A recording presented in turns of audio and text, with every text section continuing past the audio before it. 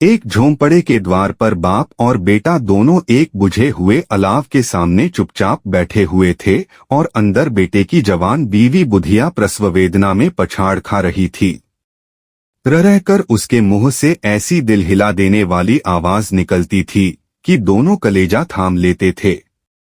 जाड़ों की रात थी, प्रकृति सन्नाटे में डूबी हुई, सारा गांव अंधकार में लय हो गया था। घीसू ने कहा, मालूम होता है बचेगी नहीं। सारा दिन दौड़ते हो गया, जा देख तो आ। माधव चिढ़कर बोला, मरना ही है तो जल्दी मर क्यों नहीं जाती?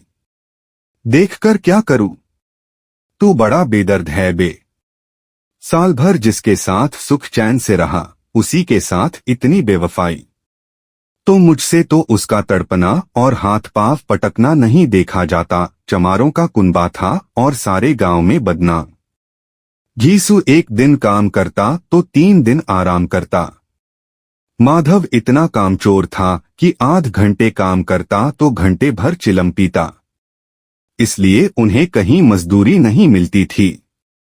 घर में मुट्ठी भर भी अनाज मौजूद हो तो उनके लिए काम करने की कसम थी। जब 2-4 फाके हो जाते तो घीसू पेड़ पर चढ़कर लकड़ियां तोड़ लाता और माधव बाजार से बेच लाता और जब तक वह पैसे रहते दोनों इधर उधर मारे मारे फिरते। गांव में काम की कमी न थी। किसानों का गांव था, मेहनती आदमी के लिए 50 काम थे। मगर इन दोनों को उसी वक्त बुलाते जब 2 आदमियों से एक का काम पाकर भी संतोष कर लेने के सिवा और कोई चारा न होता। अगर दोनों साधु होते तो उन्हें संतोष और धैर्य के लिए संयम और नियम की बिल्कुल जरूरत न होती। यह तो इनकी प्रकृति थी। विचित्र जीवन था इनका। घर में मिट्टी के 2-4 बर्तन के सिवा कोई संपत्ति नहीं। फटे चीथड़ों से अपनी नग्नता को ढाके हुए जिए जाते थे। संसार की चिंताओं से मुक्त, क्रिस से लदे हुए। गालियां भी खाते, मार भी खाते, मगर कोई गम नहीं। दीन इतने की वसूली की बिल्कुल आशा न रहने पर भी लोग इन्हें कुछ न कुछ कर्ज दे देते थे।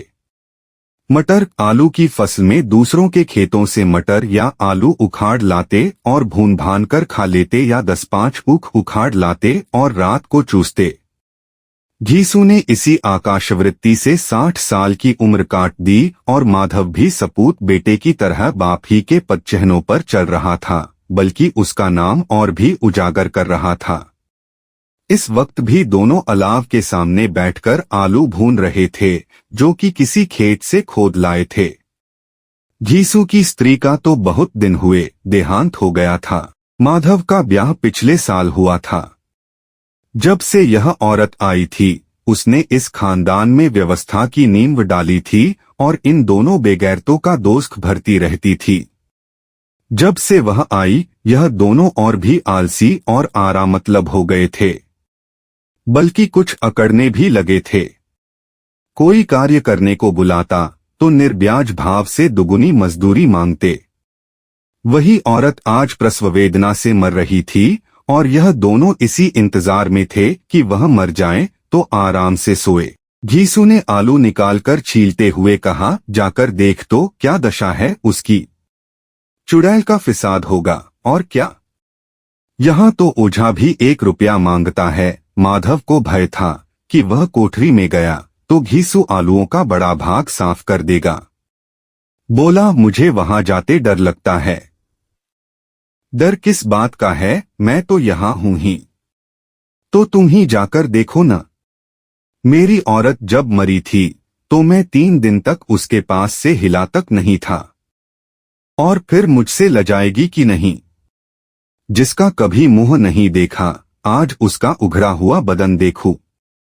उसे तन की सुध भी तो न होगी। मुझे देख लेगी तो खुलकर हाथ पांव भी न पटक सकेगी। मैं सोचता हूं कोई बाल बच्चा हो गया तो क्या होगा। सौंठ गुड़ तेल कुछ भी तो नहीं है घर में। सब कुछ आ जाएगा भगवान दे तो। जो लोग अभी 1 पैसा नहीं दे रहे हैं वे ही कल बुलाकर रुपए देंगे। मेरे 9 लड़के हुए, घर में कभी कुछ न था, मगर भगवान ने किसी न किसी तरह बेड़ा पार ही लगाया। जिस समाज में रात दिन मेहनत करने वालों की हालत उनकी हालत से कुछ बहुत अच्छी न थी, और किसानों के मुकाबले में वे लोग जो किसानों की दुर्बलताओं से लाभ उठाना जानते थे कहीं ज्यादा संपन्न थे, वहां इस तरह की मनोवृत्ति का पैदा हो जाना कोई अचरज की बात न थी। हम तो कहेंगे घीसू किसानों से कहीं ज्यादा विचारवान था और किसानों के विचार शून्य समूह में शामिल होने के बदले बैठकबाजों की कुत्सित मंडली में जा मिला था। फिर भी उसे यह तस्कीन तो थी ही कि अगर वह फटेहाल है तो कम से कम उसे किसानों की सी जीतोड़ मेहनत तो नहीं करनी पड़ती, और उसकी सरलता और निरीहता से दूसरे लोग बेजा फायदा तो नहीं उठाते। दोनों आलू निकाल निकाल कर जलते जलते खाने लगे। कल से कुछ नहीं खाया था, इतना सब्र न था कि ठंडा हो जाने दें। कई बार दोनों की ज़बानें जल गईं। छिल जाने पर आलू का बाहरी हिस्सा ज़बान, हलक और तालू को जला देता था, और उस अंगारे को मुंह में रखने से ज्यादा खैरियत इसी में थी कि वह अंदर पहुंच जाए। वहां उसे ठंडा करने के लिए काफी सामान थे, इसलिए दोनों जल्द जल्द निगल जाते। हालांकि इस कोशिश में उनकी आंखों से आंसू निकल आते। घीसू को उस वक्त ठाकुर की बारात याद आई जिसमें 20 साल पहले वह गया था। उस दावत में उसे जो तृप्ति मिली थी वह उसके जीवन में एक याद रखने लायक बात थी, और आज भी उसकी याद ताजा थी। बोला वह भोज नहीं भूलता। तब से फिर उस तरह का खाना और भरपेट नहीं मिला। लड़की वालों ने सबको भरपेट पूरियां खिलाई थीं, सबको। छोटे बड़े सबने पूरियां खाईं, और असली घी की चटनी, रायता, 3 तरह के सूखे साग, एक रसेदार तरकारी, दही, चटनी, मिठाई। अब क्या बताऊं कि उस भोज में क्या स्वाद मिला। कोई रोक टोक नहीं थी, जो चीज चाहो मांगो, जितना चाहो खाओ। लोगों ने ऐसा खाया कि किसी से पानी न पिया गया। मगर परोसने वाले हैं कि पत्तल में गर्म गर्म गोल गोल सुवासित कचौरियां डाल देते हैं। मना करते हैं कि नहीं चाहिए, पत्तल पर हाथ रोके हुए हैं, मगर वह हैं कि दिए जाते हैं। और जब सबने मुंह धो लिया तो पान इलायची भी मिली, मगर मुझे पान लेने की कहाँ सुध थी। खड़ा हुआ न जाता था, चटपट जाकर अपने कंबल पर लेट गया। ऐसा दिलदरियाव था वह। ठाकुर माधव ने इन पदार्थों का मन ही मन मजा लेते हुए कहा, अब हमें कोई ऐसा भोज नहीं खिलाता। अब कोई क्या खिलाएगा। वह ज़माना दूसरा था। अब तो सबको किफायत सूझती है। शादी ब्याह में मत खर्च करो, क्रियाकर्म में मत खर्च करो। पूछो गरीबों का माल बटोर बटोर कर कहाँ रखोगे। बटोरने में तो कमी नहीं है, हाँ खर्च में किफायत सूझती है। तुमने 20 पूरियां खाई होंगी, 20 से ज्यादा खाई थीं। मैं 50 खा जाता, 50 से कम मैंने न खाई होंगी। अच्छा पका था। तू तो मेरा आधा भी नहीं है। आलू खाकर दोनों ने पानी पिया और वहीं अलाव के सामने अपनी धोतियां ओढ़कर पाव पेट में डाले सो रहे, जैसे 2 बड़े बड़े अजगर गेंडुलियां मारे पड़े हों। और बुधिया अभी तक कराह रही थी। सवेरे माधव ने कोठरी में जाकर देखा तो उसकी स्त्री ठंडी हो गई थी। उसके मुंह पर मक्खियां भिनक रही थीं। पथराई हुई आंखें ऊपर टंगी हुई थीं। सारी देह धूल से लथपथ हो रही थी। उसके पेट में बच्चा मर गया था। माधव भागा हुआ घीसू के पास आया। फिर दोनों जोर जोर से हाय हाय करने और छाती पीटने लगे। पड़ोस वालों ने यह रोना धोना सुना तो दौड़े हुए आए और पुरानी मर्यादा के अनुसार इन अभागों को समझाने लगे। मगर ज्यादा रोने पीटने का अवसर न था। कफन की और लकड़ी की फिक्र करनी थी। घर में तो पैसा इस तरह गायब था जैसे चील के घोंसले में मांस। बाप बेटे रोते हुए गांव के जमींदार के पास गए। वह इन दोनों की सूरत से नफरत करते थे। कई बार इन्हें अपने हाथों से पीट चुके थे। चोरी करने के लिए, वादे पर काम पर न आने के लिए। पूछा क्या है बे घिसुआ, रोता क्यों है। अब तो तू कहीं दिखलाई भी नहीं देता। मालूम होता है इस गांव में रहना नहीं चाहता। घीसू ने जमीन पर सिर रखकर आंखों में आंसू भरे हुए कहा, सरकार, बड़ी विपत्ति में हूं। माधव की घरवाली रात को गुजर गई। रात भर तड़पती रही सरकार। हम दोनों उसके सिरहाने बैठे रहे। दवादारू जो कुछ हो सका सब कुछ किया, मुदा वह हमें दगा दे गई। अब कोई एक रोटी देने वाला भी न रहा। मालिक तबाह हो गए, घर उजड़ गया। आपका गुलाम हूं, अब आपके सिवा कौन उसकी मिट्टी पार लगाएगा। हमारे हाथ में तो जो कुछ था वह सब तो दवादारू में उठ गया। सरकार ही की दया होगी तो उसकी मिट्टी उठेगी। आपके सिवा किसके द्वार पर जाऊं। जमींदार साहब दयालु थे, मगर घीसू पर दया करना काले कंबल पर रंग चढ़ाना था। जी में तो आया, कह दें चल दूर हो यहां से। यूं तो बुलाने से भी नहीं आता, आज जब गर्ज पड़ी तो आकर खुशामद कर रहा है। हरामखोर कहीं का बदमाश। लेकिन यह क्रोध या दंड देने का अवसर न था। जी में कुड़ते हुए 2 रुपए निकालकर फेंक दिए, मगर सांत्वना का एक शब्द भी मुंह से न निकला। उसकी तरफ ताका तक नहीं, जैसे सिर का बोझ उतारा हो। जब जमींदार साहब ने 2 रुपए दिए तो गांव के बनिए महाजनों को इनकार का साहस कैसे होता। घीसू जमींदार के नाम का ढिंढोरा भी पीटना खूब जानता था। किसी ने 2 आने दिए, किसी ने 4 आने। 1 घंटे में घीसू के पास 5 रुपए की अच्छी रकम जमा हो गई। कहीं से अनाज मिल गया, कहीं से लकड़ी।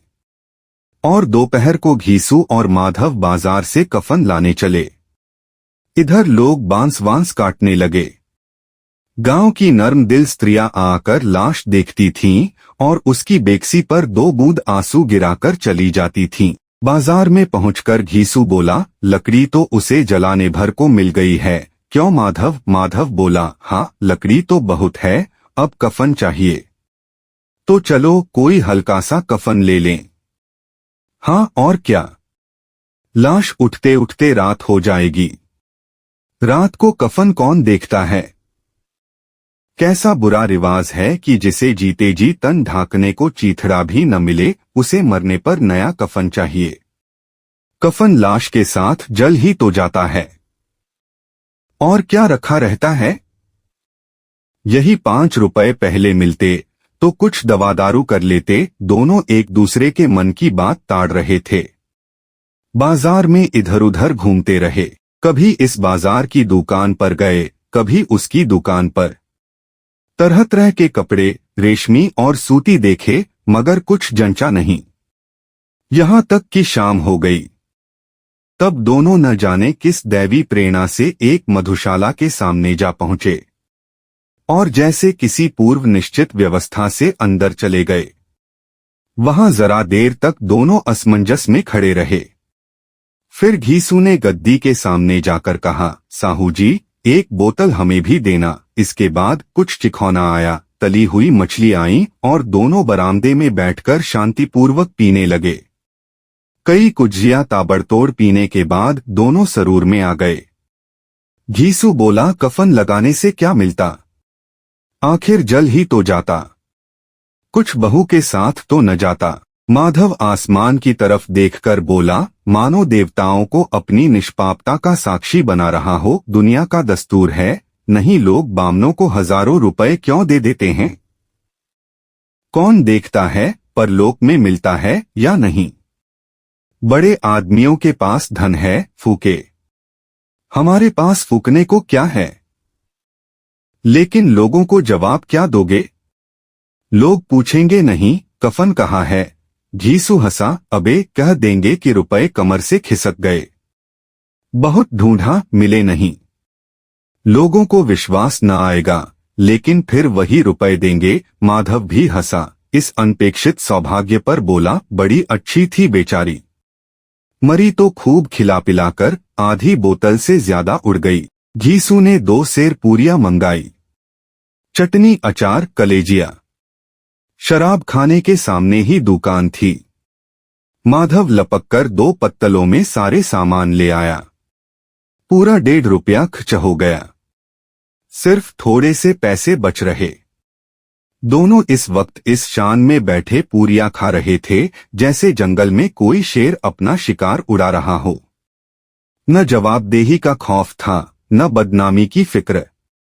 इन भावनाओं को उन्होंने बहुत पहले ही जीत लिया था। घीसू दार्शनिक भाव से बोला, हमारी आत्मा प्रसन्न हो रही है तो क्या उसे पुण्य न होगा? माधव ने श्रद्धा से सिर झुकाकर तस्दीक की, जरूर से जरूर होगा। भगवान तुम अंतर्यामी हो, उसे बैकुंठ ले जाना। हम दोनों हृदय से आशीर्वाद दे रहे हैं। आज जो भोजन मिला वह कभी उम्र भर न मिला था। एक क्षण के बाद माधव के मन में एक शंका जागी। बोला, क्यों दादा, हम लोग भी एक न एक दिन वहां जाएंगे ही? घीसू ने इस भोले भाले सवाल का कुछ उत्तर न दिया। वह परलोक की बातें सोचकर इस आनंद में बाधा न डालना चाहता था। जो वहां वह हम लोगों से पूछे कि तुमने हमें कफन क्यों नहीं दिया तो क्या कहोगे? कहेंगे तुम्हारा सिर। पूछेगी तो जरूर। तू कैसे जानता है कि उसे कफन न मिलेगा? तू मुझे ऐसा गधा समझता है? 60 साल क्या दुनिया में घास खोदता रहा हूं? उसको कफन मिलेगा और बहुत अच्छा मिलेगा। माधव को विश्वास न आया। बोला, कौन देगा? रुपए तो तुमने चट कर दिए। वह तो मुझसे पूछेगी। उसकी मांग में तो सिंदूर मैंने डाला था। कौन देगा बताते क्यों नहीं? वही लोग देंगे जिन्होंने अब की दिया। हाँ, अब की रुपए हमारे हाथ न आएंगे। ज्यों-ज्यों अंधेरा बढ़ता था और सितारों की चमक तेज होती थी, मधुशाला की रौनक भी बढ़ती जाती थी। कोई गाता था, कोई डींग मारता था, कोई अपने संगी के गले लिपटा जाता था, कोई अपने दोस्त के मुंह में कुल्हड़ लगाए देता था। वहां के वातावरण में सुरूर था, हवा में नशा। कितने तो यहां आकर एक चुल्लू में मस्त हो जाते थे। शराब से ज्यादा यहाँ की हवा उन पर नशा करती थी। जीवन की बाधाएं यहाँ खींच लाती थीं और कुछ देर के लिए यह भूल जाते थे कि वे जीते हैं या मरते हैं, या न जीते हैं न मरते हैं। और यह दोनों बाप बेटे अब भी मजे ले लेकर चुस्कियां ले रहे थे। सबकी निगाहें इनकी ओर जमी हुई थीं। दोनों कितने भाग्य के बली हैं। पूरी बोतल बीच में है। भरपेट खाकर माधव ने बची हुई पूरियों का पत्तल उठाकर एक भिखारी को दे दिया, जो खड़ा इनकी ओर भूखी आंखों से देख रहा था और देने के गौरव, आनंद और उल्लास का अपने जीवन में पहली बार अनुभव किया। घीसू ने कहा, ले जा, खूब खा और आशीर्वाद दे। जिसकी कमाई है वह तो मर गई, मगर तेरा आशीर्वाद उसे जरूर पहुंचेगा। रोए रोए से आशीर्वाद दो, बड़ी गाढ़ी कमाई के पैसे हैं। माधव ने फिर आसमान की तरफ देखकर कहा, वह बैकुंठ में जाएगी दादा, बैकुंठ की रानी बनेगी। घीसू खड़ा हो गया और जैसे उल्लास की लहरों में तैरता हुआ बोला, हाँ बेटा, बैकुंठ में जाएगी। किसी को सताया नहीं, किसी को दबाया नहीं। मरते मरते हमारी जिंदगी की सबसे बड़ी लालसा पूरी कर गई।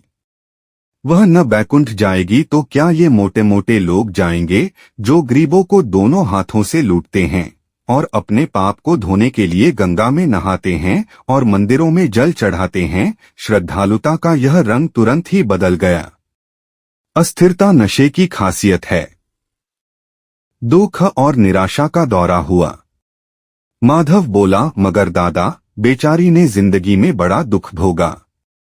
कितना दुख झेलकर मरी। वह आंखों पर हाथ रखकर रोने लगा, चीखें मार मार कर। घीसू ने समझाया, क्यों रोता है बेटा, खुश हो कि वह मायाजाल से मुक्त हो गई, जंजाल से छूट गई।